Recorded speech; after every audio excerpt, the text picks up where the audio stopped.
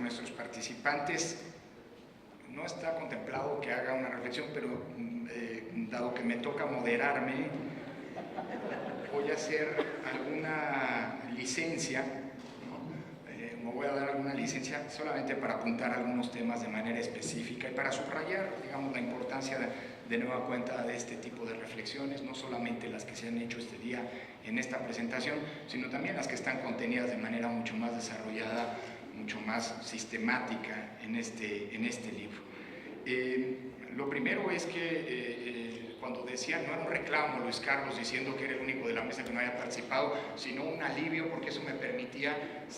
poder hablar bien del libro sin que hubiera alguien de interpretación de conflicto de intereses. Pero de una vez te digo sí, porque yo creo que encantado de participar y abriré los tiempos que sean necesarios, porque creo que es muy importante que esta no sea una reflexión de coyuntura, sino una reflexión que acompañe,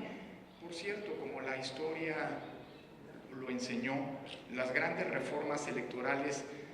reflexión que, como se ha señalado aquí, no ha acompañado necesariamente a los últimos grandes cambios legislativos. Son célebres para quienes estudiamos, digamos, la evolución del sistema electoral, la vida política del país, aquella famosa serie de libros amarillos que compilaron, que condensaron, digamos, esa reflexión amplísima, coordinados, por cierto, por la Secretaría de Gobernación encabezada por don Jesús Reyes Heroles, y que anticiparon la reforma hace 40 años y un par de meses, ¿no? de diciembre de 77, y que fueron reeditados como ejercicio de las reformas sucesivas. El propio Instituto Federal Electoral, luego de la elección de 1994, esa que mencionaba Marco en su intervención, propició una serie de foros regionales de discusión que fueron en buena medida la antesala de la que pretendió en su momento ser una reforma electoral definitiva, la de 96. Hoy sabemos si hay algo de definitivo en materia electoral, es que no hay reformas electorales definitivas, y creo que vale la pena desde ahora ir nutriendo y alimentando una discusión seria, objetiva respecto del sistema electoral mexicano, no bajo la lógica, digamos, insisto, ni de refundarlo ni de desmontarlo, porque con todas sus complejidades el sistema electoral mexicano está cumpliendo, y creo que está cumpliendo bien, la función que tienen los sistemas democráticos, que es permitir los cauces, en ocasiones barrocos, en ocasiones excesivos, pero los cauces al final del día para que institucionalmente se procese la conflictividad política de manera pacífica. Y esa es la finalidad principal. Luego hay sistemas que se exceden, sistemas precarios y demás, pero creo que en ese contexto es como hay que analizar el sistema electoral mexicano, en la lógica de mejora y no necesariamente en una lógica de refundación. Ya no una refundación del sistema electoral mexicano, que digo yo porque el trabajo en términos generales, con sus deficiencias, pero también con sus fortalezas que han sido reconocidas a nivel internacional y que siguen colocando al sistema electoral mexicano en muchos sentidos como un punto de referencia comparada, y a las autoridades electorales mexicanas como actores indispensables en los procesos de cooperación técnica y de respaldo a la construcción de las democracias en muchos lados del mundo. Hoy mismo el Instituto Nacional Electoral forma parte, constituye el brazo técnico operativo que está auxiliando a las misiones de cooperación de la Unión Europea, las de la PNUD, como históricamente ha ocurrido, las de la OEA y así sucesivamente. Es decir, creo que es importante señalar las áreas de mejora, las debilidades, los riesgos que podemos tener, digamos así, sin medir las consecuencias. Avanzamos a una obra refundadora del propio sistema electoral, pero creo que también eso es un espacio, y este es un texto, que sirve para enfatizar las fortalezas que de cara a la elección más grande de la historia nos están permitiendo abordar bien el punto, abordar bien, digamos, este desafío. Quisiera hacer solamente algunos señalamientos, algunos énfasis, si se me permite. Primero, creo que es muy pertinente el término, digamos, la idea, reflexionar sobre la idea de la hiperregulación, que tanto en sus textos Luis Carlos como aquí María y el propio autor de la introducción, el doctor Ugalde, han puesto sobre la mesa. La ruta que hemos seguido de regular todo, pretender regular todo y con una minucia exagerada, si bien tenía una lógica en un principio, en sus orígenes, es decir, que la ley electoral fuera una carta de navegación, como en su momento José Woldenberg la definió, que le permitiera a todos, actores políticos y ciudadanos, saber qué es lo que iba a ocurrir en la construcción de la elección y con ello acotar los márgenes de discrecionalidad que fueron parte del problema antes de 1990 de las autoridades electorales, en el exceso ya no de las atribuciones del instituto, sino de las conductas de los actores políticos en términos de su regulación. Hoy no solamente colocan a la autoridad electoral, a las autoridades electorales en un vericueto, sino además creo que esto es algo que no se ha enfatizado de manera suficiente y lo hace el texto, se ha hecho aquí, también estimula la litigiosidad. Es decir, nadie duda, y soy el primero en subrayarlo, la capacidad que ha logrado desplegar y que es encomiable el Tribunal Electoral del Poder Judicial de la Federación para enfrentar la enorme cantidad de litigios que se presentan de quejas, de procedimientos, de juicios que se presentan durante los procesos electorales. Hace algunas semanas escuchaba a los colegas del tribunal, los colegas magistrados, señalando que están esperando y que están listos para resolver una andanada de litigios que probablemente, de juicios que probablemente pueden llegar a 50,000 juicios electorales. Creo que en la construcción del sistema electoral, y vuelvo a insistir, no es un problema del Tribunal Electoral, y qué bueno que el Tribunal Electoral ha logrado desplegar esa capacidad institucional para enfrentar esa demanda de parte de quienes lleguen a quejarse ante esa instancia. Pero cuando estamos pensando en un proceso electoral que va a tener 50,000 juicios, creo que hay algo que no está funcionando bien. Y me da la impresión que la hiperlitigiosidad en buena medida se debe a la hiperregulación, que lejos de acotar conductas, de generar claridad, está generando los peores estímulos para que, digamos, hoy sea muy barato, muy sencillo. Y aquí retomo a la doctora María Marván siendo consejera, esto lo repitió Marco, te acordarás, hasta el cansancio en la mesa del consejo, siendo muy sencillo, siendo casi existiendo desde la ley incentivos para que se presenten quejas. Bien, las vamos a atender y tenemos capacidad para atenderlas, pero creo que vale la pena reflexionar a propósito de la regulación en algo que también se menciona en el libro. La cantidad de reglas no en automático modifica conductas, y me da la impresión que buena parte de lo que tenemos como problemática electoral son las conductas. Hace unas semanas discutíamos y venturosamente en un diálogo procesal con el tribunal se construyó una solución para que el conteo rápido pudiera emitir resultados y estos se puedan hacer públicos la misma noche del 1 de julio. En esa discusión no fueron pocas las voces en las que se decía,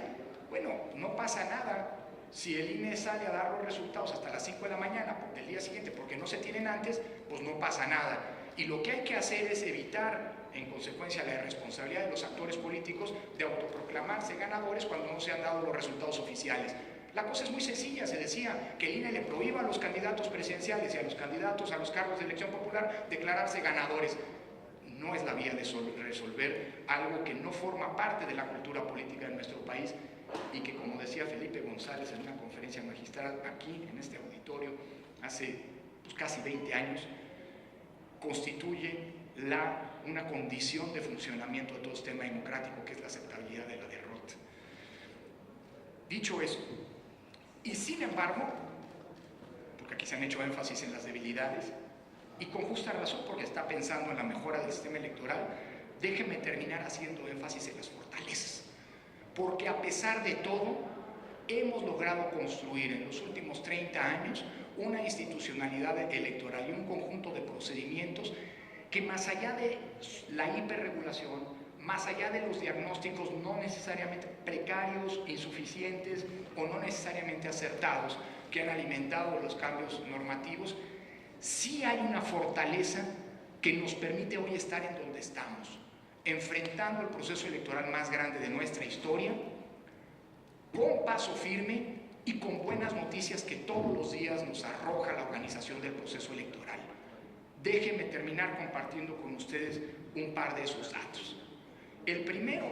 es el que tiene que ver, a propósito de la alternancia, con algo de lo que se habla poco. Decía la ex consejera María Marván, la doctora María Marván, hace un minuto, la costumbre, perdóname María, hablando de la alternancia. No se ha hecho un énfasis,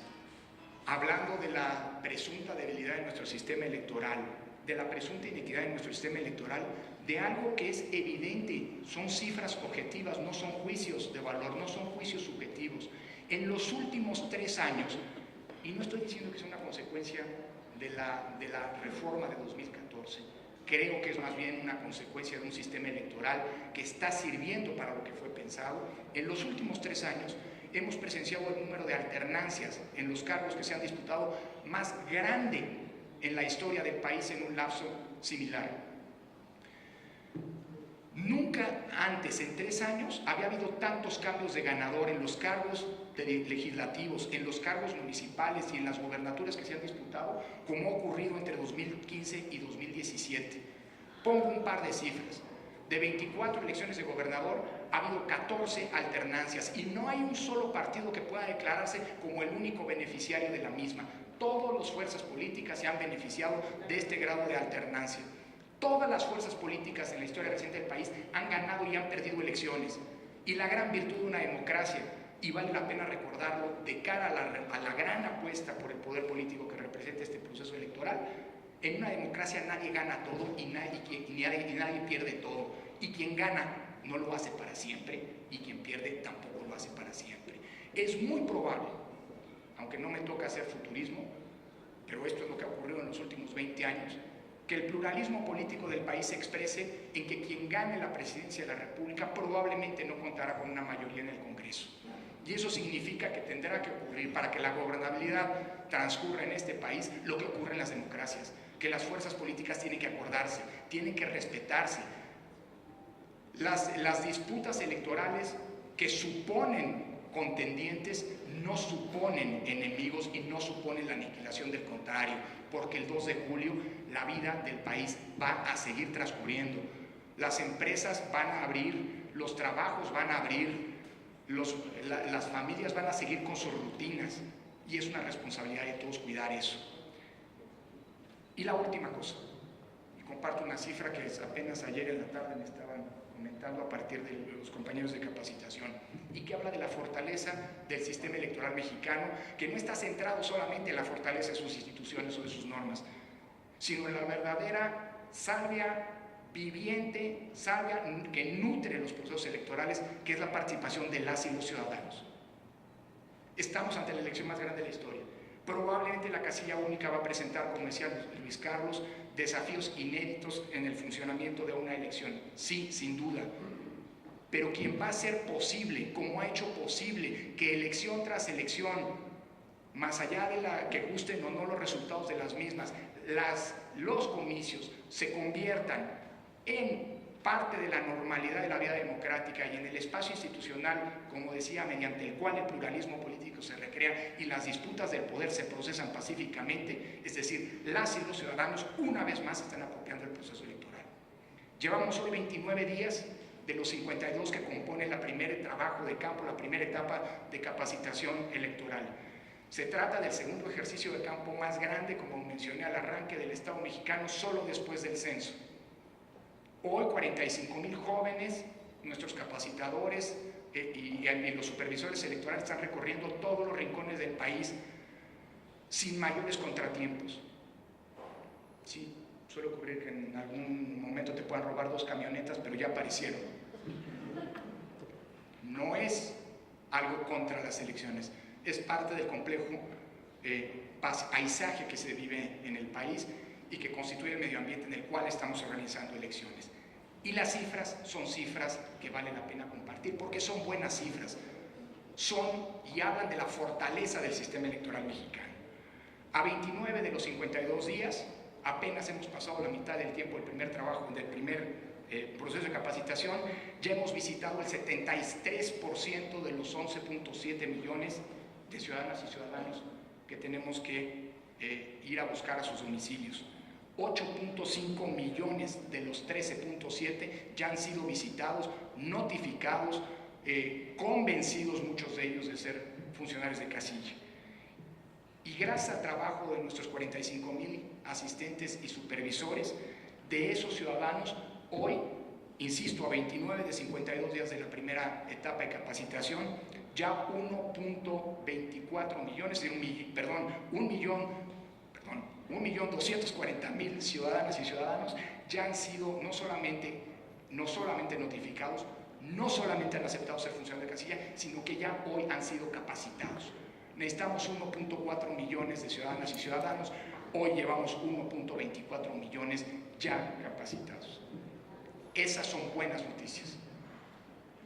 La fortaleza institucional importa, el diseño legal importa, pero lo más importante en una elección es que las y los ciudadanos se apropien de la misma. El INE organiza elecciones, no hace las elecciones. Nosotros ponemos la mesa para que los verdaderos protagonistas, que son las y los ciudadanos, se apropien de las mismas. Y saben que lo están haciendo. Esa es la principal fortaleza del sistema electoral mexicano. Y hoy contar con diagnósticos como el que Luis Carlos, Isaída y todos quienes han participado en este libro nos proporcionan, nos alienta a pensar justamente en una lógica del ciclo democrático que sigue y va a seguir allí. Después de estas elecciones va a haber país, después de estas elecciones va a seguir recreándose la democracia y después de estas elecciones probablemente tendremos que repensar cuál será la mejor reforma para seguir avanzando hacia el futuro. Gracias Luis Carlos, gracias María, gracias a mis colegas Marco y Jaime por participar en esta presentación, gracias a todos los autores y al Tribunal Electoral por haber patrocinado esta obra y gracias por supuesto a todas y todos ustedes por participar esta mañana.